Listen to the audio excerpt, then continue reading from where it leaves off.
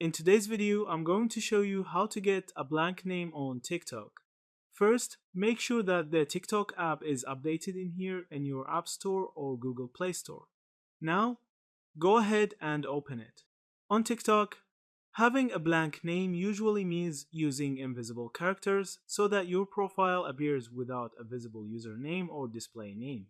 TikTok doesn't officially allow empty names, but you can achieve the effect by using special Unicode characters that look like spaces. To do this, copy an invisible Unicode character such as EU plus 2, 800, a Braille blank space, or EU plus 200E, a left to right mark. Once copied, in your TikTok app, go to your profile. Now, tap Edit Profile and paste the character into the name or username field. Save your changes and your profile will appear blank.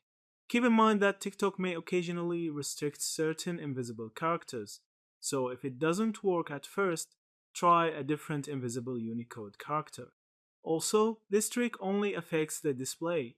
Your account still has a username for logging in and mentions. Yeah, that's it. Thank you for watching this video.